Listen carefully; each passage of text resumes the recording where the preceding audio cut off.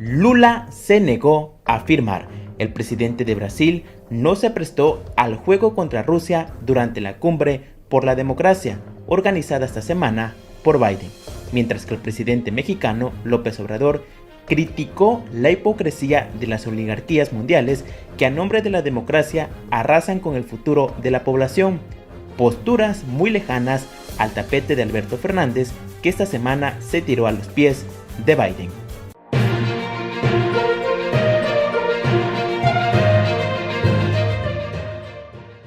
Esta semana, Biden organizó un foro para lucirse y al mismo tiempo cuestionar a Rusia, concluyendo sin el efecto que esperaba, y es que Lula se negó a firmar la declaración final.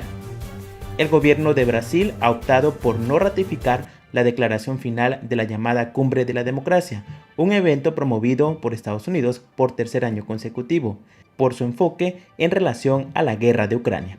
Brasil ha rechazado el uso que se ha hecho de este evento para atacar a Rusia y ha recordado que corresponde a la Asamblea General y al Consejo de Seguridad de Naciones Unidas dirimir y abordar esta situación. Atravesamos un momento de amenaza de una nueva guerra fría y de que sea inevitable un conflicto armado.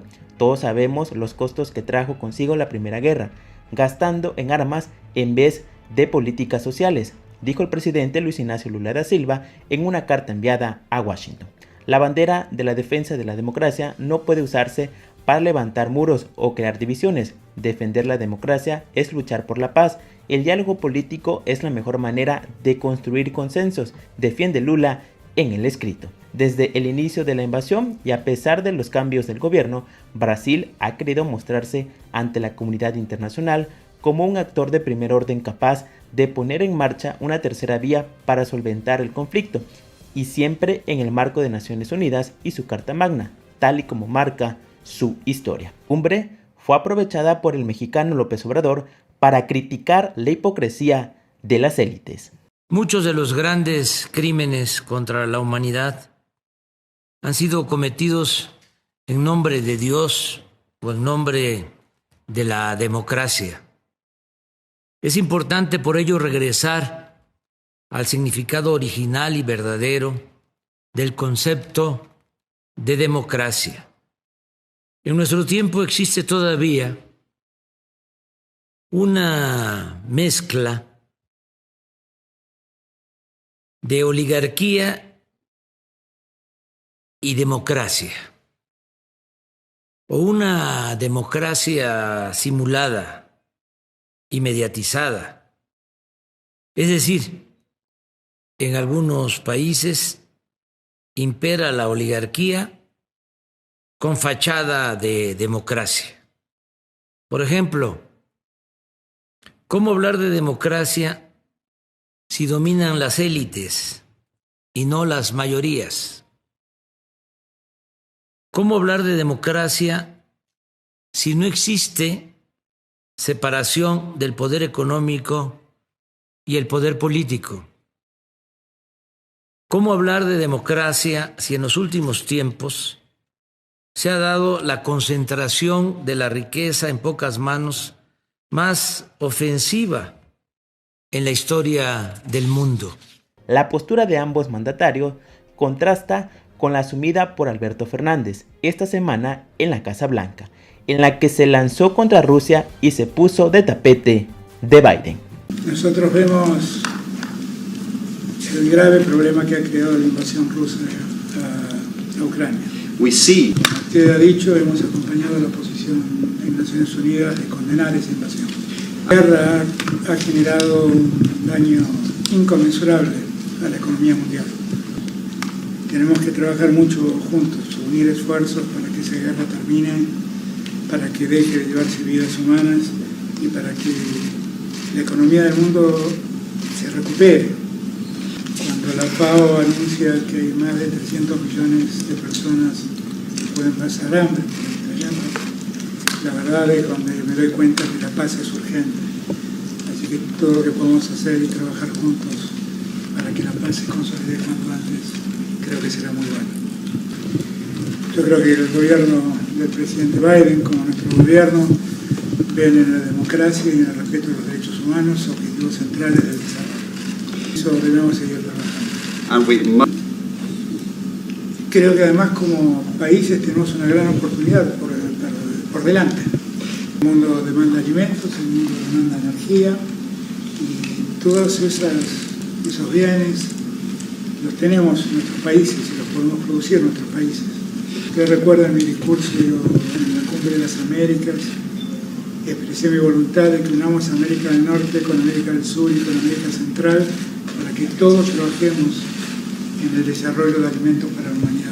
Tiempo a esta parte hemos estado comentando cómo diversos países han empezado a renunciar al dólar en sus relaciones comerciales, como diferentes bloques de países como la ASEAN han decidido dejar de utilizar la moneda estadounidense, entre varios factores por el tema de cómo se utiliza como una herramienta geopolítica o, por ejemplo, lo que ha sucedido con la crisis bancaria, la crisis financiera en Estados Unidos, que querramos o no sigue avanzando y generando tensiones entre los inversionistas. Pero en este caso tenemos que hablar de un nuevo ataque al dólar o al menos a la estabilidad hegemónica de la moneda estadounidense, y es que el grupo de los BRICS ha confirmado que está trabajando en una nueva moneda para su comercio.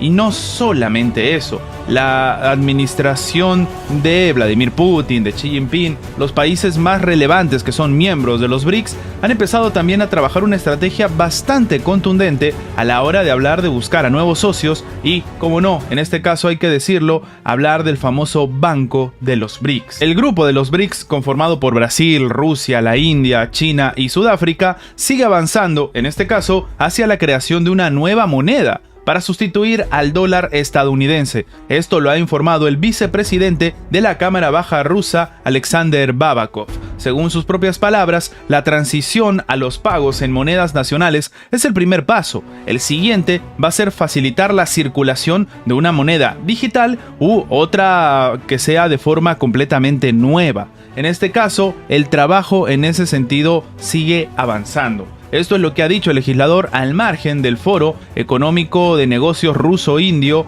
Cooperación en Aras del Progreso y el Crecimiento, que se alberga en este caso en Nueva Delhi. Ahora, el propio Babakov ha adelantado que el anuncio al respecto posiblemente se haga en la cumbre de los líderes de los BRICS, que se celebrará en agosto en Sudáfrica. Así que más o menos ya se tiene una fecha para la nueva moneda que iría en este caso en una competencia directa contra el dólar estadounidense. Sin embargo, el parlamentario tampoco descartó que los estados de los BRICS instituyan una nueva divisa. Según sus palabras, eso es posible, y es que el dólar y el euro no están respaldados por nada.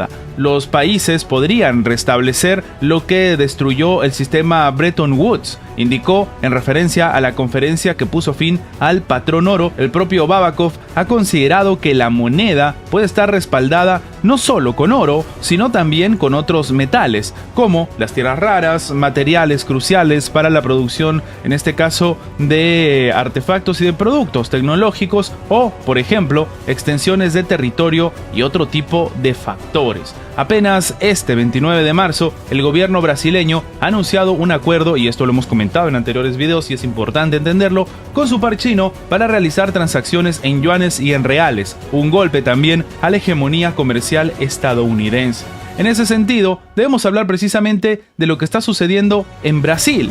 Y es que sí, hemos visto cómo Brasil ha decidido alejarse del dólar en el tema de los intercambios económicos con China, pero sigue siendo un actor bastante relevante de la geopolítica actual y sobre todo de este sistema de ir en contra de la hegemonía del dólar. Y es que, para poner un ejemplo, la expresidenta brasileña Dilma Rousseff acaba de asumir como presidenta del Banco de los BRICS. Así como lo oyen, básicamente la expresidenta brasileña va a iniciar su trabajo al frente del nuevo Banco de Desarrollo NBD en el caso del Banco de los BRICS, que como sabemos estaría tomando pues esta iniciativa de irse alejando de manera paulatina del dólar. Y sí, esta sería una estrategia en la cual, como estamos viendo en este caso, tenemos a una figura emblemática de la política brasileña también dentro de esta intención de divorciarse del dólar. La expresidenta brasileña fue confirmada para el cargo la semana pasada después de ser aprobada por los ministros de Economía del resto de los países de los BRICS. Su mandato va a durar hasta julio del 2025. Y es que La edición griega de ProNews publicó que en el oeste de Ucrania, el misil hipersónico ruso Kh-47M2 Kinzhal, también conocido como la Daga, logró impactar con éxito en el Centro Conjunto de Comando, Control y Comunicaciones de la OTAN en suelo ucraniano. Según la información del medio griego, el cuartel general subterráneo de la OTAN estaba construido en una profundidad de 130 metros del nivel del suelo. Según los informes, albergaba a más de 300 personas. Se estima que la mayoría de los ocupantes son de procedencia británica y polaca, pero entre ellos también había estadounidenses y miembros de empresas privadas que respaldan las comunicaciones y la transmisión de datos. Hasta el momento se desconoce con exactitud cuántos occidentales y cuántos ucranianos cayeron en el ataque, pero es la primera vez que los occidentales cuentan tantas bajas, incluidos oficiales y suboficiales. La destrucción de las instalaciones de la Alianza Atlántica puede afectar la conducción de las operaciones ucranianas y occidentales para detener el avance ruso en Bakhmut. Muchos miembros dados de baja de la OTAN que se encontraban en el cuartel general podrían ser figuras importantes en la conducción de operaciones y el seguimiento de la situación en el campo de batalla. Hasta el momento no hay un pronunciamiento por parte de Occidente sobre la acción militar rusa contra sus instalaciones. A pesar que existe un número de baja muy significativo, se especula que no se dé un pronunciamiento por parte de Occidente. Esto significa que por el momento todavía no se sabe cómo reaccionarán las capitales occidentales, aunque en caso de reacción será como admitir la participación activa del personal occidental en favor de Ucrania. Esto es un ataque, no recuerdo que haya sucedido antes, para ser honesto. Es la primera vez que los rusos golpean Ucrania con tipos de misiles tan diferentes. Cayeron hasta 6 Kinzhal. También se utilizaron aviones MiG-31K, explicó el representante de la Fuerza Aérea de Ucrania. El misil hipersónico Kh-47M2 Kinzhal tiene un poderoso alcance de más de 2.000 kilómetros, una velocidad de Mach 10 y la capacidad de realizar maniobras evasivas en cada etapa de su vuelo, pero su capacidad de perforación a tal nivel era algo que no había sido demostrado hasta ahora. El misil ruso está capacitado para transportar ojivas convencionales y nucleares y puede lanzarse desde bombarderos Tu-22M3 o interceptores MiG-31K. Esto hace que el misil sea muy versátil en el campo de batalla.